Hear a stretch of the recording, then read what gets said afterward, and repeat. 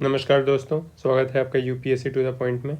आज हम Indian express newspaper जनवरी 23, 2023 का एनालिसिस करेंगे। सबसे पहले फ्रंट पेज में कुछ भी काम की खबर नहीं है। सुप्रीम कोर्ट और बेसिकली जुडिशरी और एग्जीक्यूटिव का चल ही रहा है, तो इसमें तो कुछ भी काम का ऐसा नया अपडेट कुछ इतना खास है नहीं। बॉल बाय बॉल कमेंट्री पढ़ने से कोई फ़ायदा नहीं है, एक बार पेपर से पहले पूरा कॉम्प्रिहेंसिवली पढ़ लेंगे हम। इसके अलावा दोस्तों फिर आ जाता है ये एडिटोरियल पेज, और इसमें एक ये खबर है, विकसित भारत ब्लूप्रिंट। इसमें बेसिकली प्रधानमंत्री नरेंद्र मोदी जी ने अभी रिसेंटली लॉन्च करा है block, basically aspirational block program. जैसे एस्पिरेशनल डिस्ट्रिक्ट प्रोग्राम था, उसी की तर्ज पर एस्पिरेशनल ब्लॉक प्रोग्राम लॉन्च करा गया है जनवरी 7 को प्राइम मिनिस्टर नरेंद्र मोदी द्वारा। ठीक है, तो इन्होंने एग्जांपल दिया है कि कैसे कुछ एरियाज़ हैं ऐसे जो ब्लॉक्स हैं जो बहुत पिछड़े हुए हैं। जैसे उन्होंने एक ब्लॉक का एग्जांपल दिया केरला में, जो कि है like Sultan Bathery, geographical remoteness and other factors have deprived many such pockets across India of socio economic development. ठीक है, but now there is a hope. Sultan Bathery is one of the block selected by the state of Kerala. ठीक है, तो इस under aspirational ABP aspirational block program के under में इस तरीके के ब्लॉक जो कि जियोग्राफिकल या फिर और रीज़न की वजह से पीछे हैं, उनको जो है इसके अंदर डेवलपमेंट करा जाएगा। और ये परमेश्वरन अय्यर जी ने लिखा है, ये CEO हैं नीति आयोग के।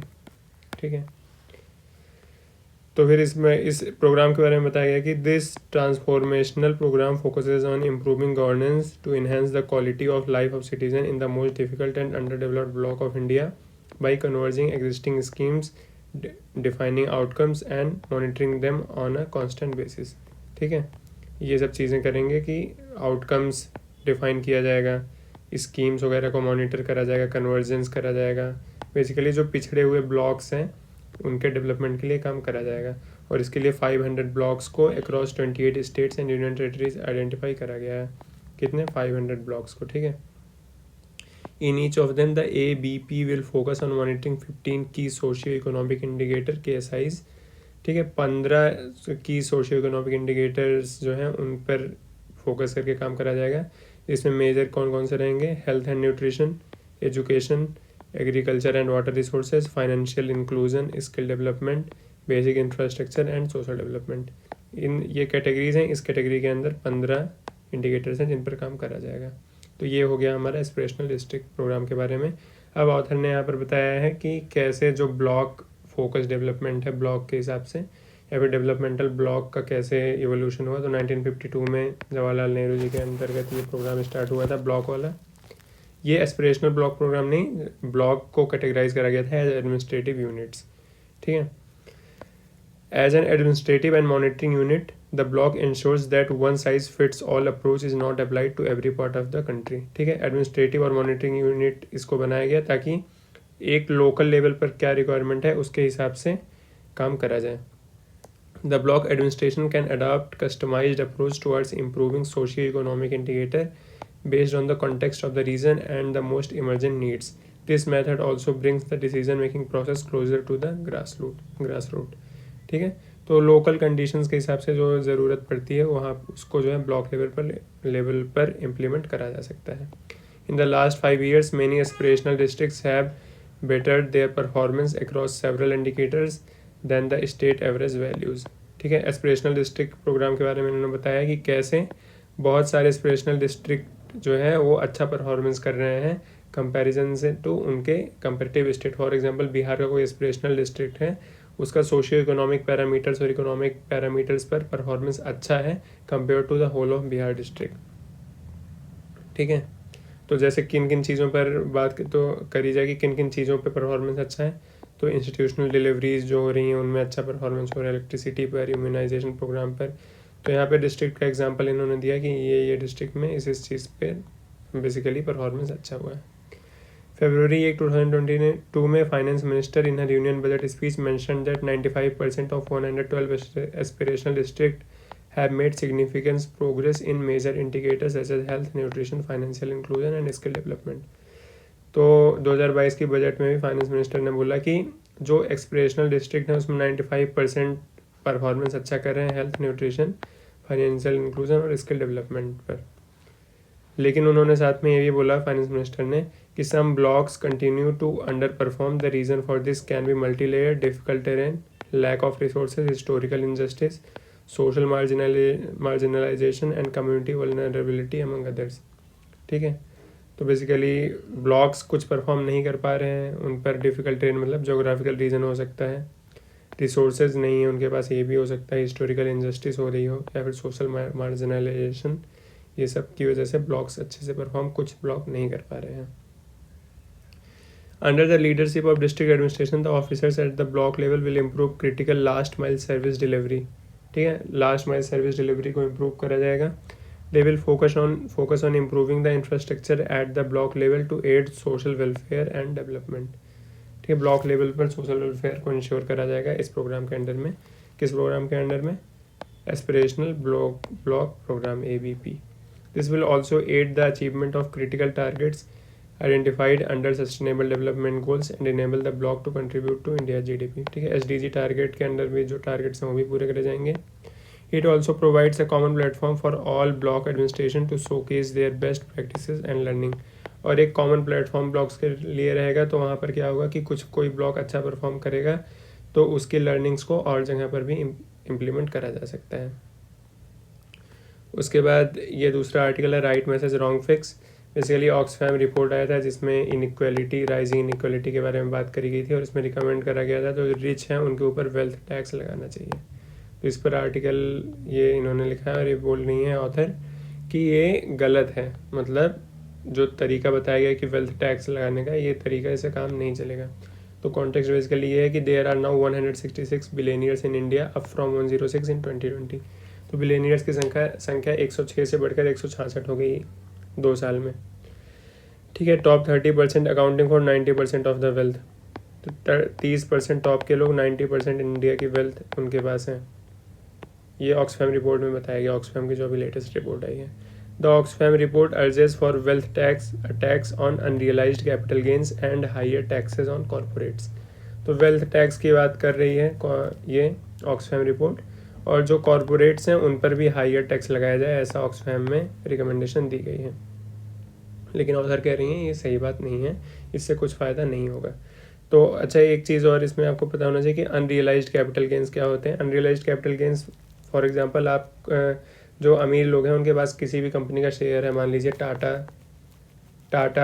या फिर TCS का शेयर है किसी के पास, तो स्टॉक्स हैं बेसिकली। तो अब मान लीजिए इसकी वैल्यू है कुछ 10 करोड़ रुपए, लेकिन ये शेयर मतलब शेयर के फॉर्म में, मनी के फॉर्म में नहीं है। तो ऑक्सफैम रिपोर्ट ने बोला कि ये जो 10 करोड़ का शेयर है इस पर भी टैक्स लगना चाहिए, जबकि अभी प्रोविज़न क्या है कि अगर इस शेयर को कोई बेचता है, उस पर मान लीजिए 1 करोड़ का प्रॉफिट हुआ, उसे जितना इन्वेस्ट किया था उसके हिसाब से, तो अभी 1 करोड़ पर टैक्स लगता है, प्रॉफिट पर बेसिकली टैक्स लगता है। तो ऑक्सफैम रिपोर्ट ने बोला कि जो वेल्थ है उस पर ही टैक्स लगाना चाहिए। और फिर इन्होंने बोला कि मतलब जो ऑक्सफैम रिपोर्ट में ये भी बोला गया कि जो कॉरपोरेट टैक्स को घटा दिया गया है पिछले साल, मतलब बेसिकली 2021 या 20 में घटाया गया था, तो उसको वो भी गलत है, कॉरपोरेट टैक्स को भी घटाना नहीं चाहिए। लेकिन ऑथर बोल रही हैं कि कॉरपोरेट टैक्स बढ़ाने से क्या हुआ, investment impact of major, basically investment बढ़ा है। कॉरपोरेट टैक्स जब घटा है तो इसकी वजह से बाहर की कंपनियां और इन्वेस्ट इंडिया में कर रही हैं, तो ओवरऑल इससे फ़ायदा ही हो रहा है, और टैक्स में भी ओवरऑल ग्रोथ ही हो रही है। Even in financial year 2021, tax collection clocked record growth and were above pre-pandemic levels। Author ये कह रही हैं कि 2021 फाइनेंशियल ईयर में भी रिकॉर्ड टैक्स कलेक्शन हुई है, क्योंकि हमारे यहाँ इन्वेस्टमेंट बढ़ रही है। हम जब टैक्स बर्डन कम करेंगे कॉरपोरेट्स पर, तो उससे क्या होगा कि इन्वेस्टमेंट बढ़ेगा तो ओवरऑल इकोनॉमी में इंप्रूवमेंट होगा, और सबके हाथ में पैसा आएगा तो हमारा सरकार का टैक्स कलेक्शन भी बढ़ेगा। Although the report carries the right measures about rising inequalities and the need for tax reform, it misplaces this in generalization। ठीक है, तो बेसिकली रिपोर्ट में जो चीज़ें लिखी गई हैं वो सही हैं कि हाँ इनइक्वालिटी वगैरह बढ़ रही है, लेकिन जो बताया गया कि ये वेल्थ टैक्स लगा दो और अनरियलाइज्ड प्रॉफिट्स पर भी टैक्स लगाओ, ये सब चीज़ें गलत बताई गई हैं उसमें। In the past countries including India have used a wealth tax but the collection were a pittance making it a costly tax to implement. पहले भी इंडिया में वेल्थ टैक्स लगाया गया था, लेकिन ये सक्सेसफुल नहीं हुआ। ठीक है, तो अभी फिर लगाएंगे तो उससे कुछ फ़ायदा होने वाला नहीं है, जब बल्कि हमें एक इकोनॉमिक माहौल ऐसा बनाना चाहिए जिससे क्या हो, इन्वेस्टमेंट वगैरह बढ़े, तो अपने आप लोगों के पास पैसा आएगा, तो टैक्स कलेक्शन सरकार का अपने आप ही बढ़ेगा। और ये हम देख भी रहे हैं कि टैक्स कलेक्शन सरकार का लगातार बढ़ ही रहा है। The gains that India is expected to make from implementation of the wealth tax would lead to a tax gain of 10% of current direct tax collection. तो वेल्थ टैक्स अगर लगा भी दिया तो जो डायरेक्ट टैक्स कलेक्शन सरकार का होता है उसमें 10% इंक्रीमेंट हो जाएगा, ठीक है। One wonders if this can not be persuaded through a gradual increase in overall tax collection instead of relying on tax that hinges precariously on volatile asset price. तो ऑथर ये करेंगे कि जो 10% का डीटीसी में कलेक्शन बढ़ जाएगा, इसको हम और तरीके से भी टैक्स बेस को वाइडन कर दें और रिफॉर्म करें, इकोनॉमी में इन्वेस्टमेंट बढ़ाएं, इसकी वजह से भी हम ये 10% टारगेट को अचीव कर सकते हैं। तो वेल्थ टैक्स लगाकर एक नेगेटिव परसेप्शन क्रिएट करने की ज़रूरत नहीं है इकोनॉमी की। तो इस आर्टिकल में इतना ही, बाकी आज की खबर में, और ये इतना कुछ इंपॉर्टेंट आर्टिकल नहीं है, ये आर्टिकल आप चाहें तो पढ़ सकते हैं, लेकिन इसमें बेसिकली बताया गया कि अब बजट आने वाला है तो उसमें क्या होना चाहिए क्या नहीं होना चाहिए, तो जब बजट आएगा तो हम देख ही लेंगे क्या होगा क्या नहीं होगा। इसमें भी वही बजट की बात करी गई है, इंपॉर्टेंट नहीं है ये भी आर्टिकल इंपॉर्टेंट नहीं है। उसके बाद एक आर्टिकल ये है कि railways AI module bring hope shorter waiting list for ticket. Basically क्या है इसमें कि Indian railway has successfully concluded the massive trial of artificial intelligence program it will to fix a perennial exasperating pain point wait listing. Basically wait list जो ट्रेनों में बहुत ज़्यादा होता था, उसमें रेलवे ने एक AI ड्रिवन प्लेटफॉर्म का ट्रायल सक्सेसफुली कंप्लीट करा है, जिसकी वजह से अब वेट लिस्टिंग कम होगी, ठीक है। तो ये बेसिकली रिफॉर्म है रेलवे में, और पैसेंजर्स वगैरह को आराम होगा इससे। बाकी एक्सप्लेन पेज में भी ये काम का आर्टिकल नहीं है, ये भी काम का नहीं है। तो जगन्नाथ टेम्पल पे एक आर्टिकल है, इसमें एक इम्पॉर्टेंट टर्म है पति पावन दर्शन क्या होता है बेसिकली। Lord Jagannath is also known as Pati Pavan, which literally mean saviour of the down trodden, Patit Pavan, ठीक है। तो ये टर्म आप आर्ट एंड कल्चर के पर्सपेक्टिव से आप ये रिमेंबर कर सकते हैं, पतित पावन लॉर्ड जगन्नाथ जी के लिए यूज़ होता है, और इसका मतलब होता है saviour of the down trodden. बाकी और कुछ काम का नहीं है सुप्रीम कोर्ट वगैरह में, ये बेसिकली लॉ वगैरह का है, लॉ हमारे सिलेबस में है नहीं तो हम पढ़ेंगे नहीं। इसके बाद वर्ल्ड की न्यूज़ में भी ये France Germany seeks overcome differences exposed by Ukraine war. Basically इसमें कॉन्टेक्स्ट ये है कि यूक्रेन वार से पहले क्या था कि यूरोप में काफ़ी डिवाइड था, ठीक है। जैसे जर्मनी रशिया और चाइना से काफ़ी अच्छे रिश्ते रखता था, ठीक है। लेकिन अभी क्या हुआ, यूक्रेन वार की वजह से रशिया से तो सबको रिश्ते तोड़ने ही पड़ गए, तो इसकी वजह से यूरोप में एकजुटता बन गई। तो ये वाला कॉन्टेक्स्ट आपको बस पता होना चाहिए, और इतना इम्पोर्टेंट कुछ नहीं है इसमें, कि जो यूरोप है वो मोर देन यूनाइटेड है पहले के कंपैरिजन में। बाकी इकोनॉमी के पेज पे भी कुछ काम की खबर है नहीं एग्जाम पॉइंट ऑफ व्यू से। तो आज के लिए बस इतना ही दोस्तों, मिलते हैं आपको अगली वीडियो में, तब तक के लिए बहुत बहुत धन्यवाद, जय हिंद।